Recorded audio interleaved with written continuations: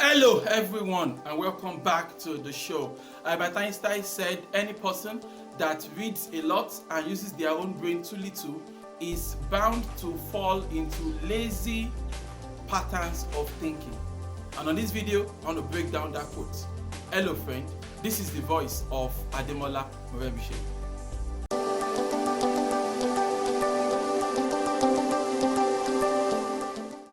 Hello friend, Albert Einstein said that any man who reads too much and uses his own brain too little is going to fall into lazy habits of thinking. And I believe that's really instructive. I feel there's a lot of sense to that quote, right?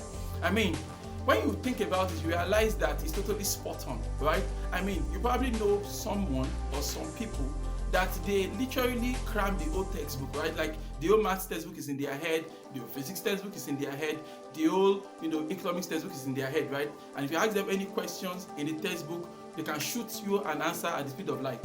Okay, but I mean, just repurpose some of the questions, right? And they're looking at you like, what are you saying?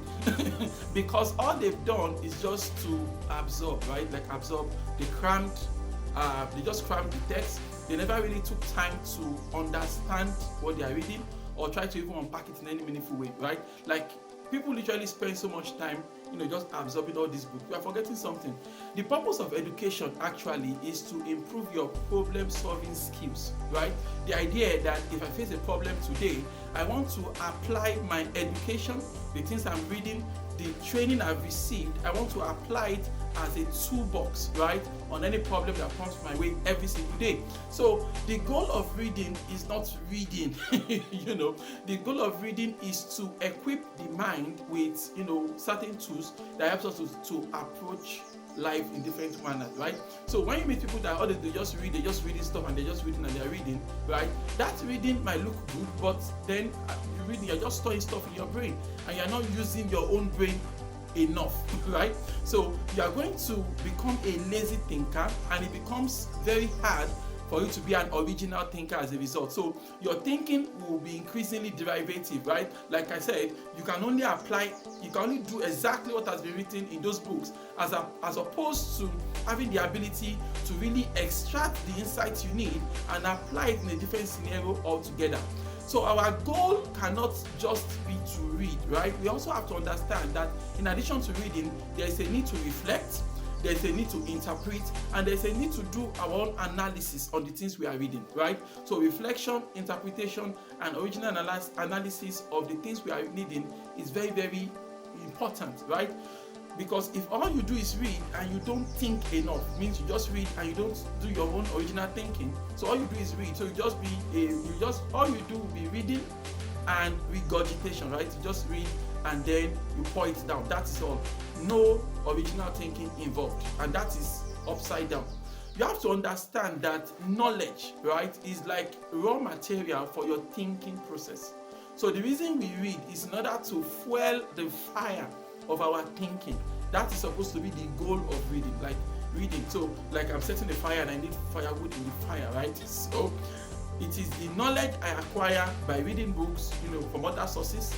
That is the raw material I need to better sharpen my thinking. So our focus should not be on reading and memorization of what we read.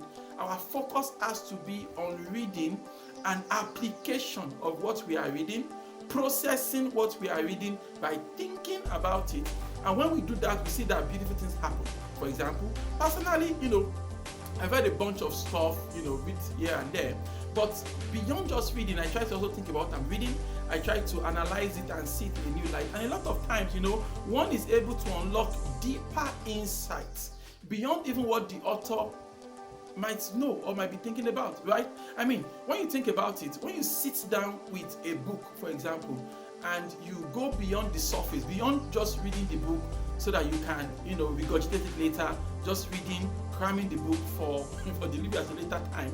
If one took time to think about the content of the book, you are going to find, discrepancies, right? You find things you don't necessarily agree with. You find things that you agree with deeply, And areas where there is a conflict within your thoughts and the thoughts of the book, it creates a chance for you to clarify your thinking, sharpen your thinking, and that makes you a better problem solver in the future, right? I mean, if all you do is read and you don't take time to think, you don't take time to reflect or interpret what you are reading, I don't think that reading will do you any good at the end of the day. At the end of the day, you would not have sharpened your own thinking, and that is supposed to be the goal. At the end of the day, people that read so much and they don't use their own brain, they are the kind of people we call the sound smart, right? Like every 2 sentences, they are sounding smart. They are quoting some dead philosophers, quoting some people here and there, right?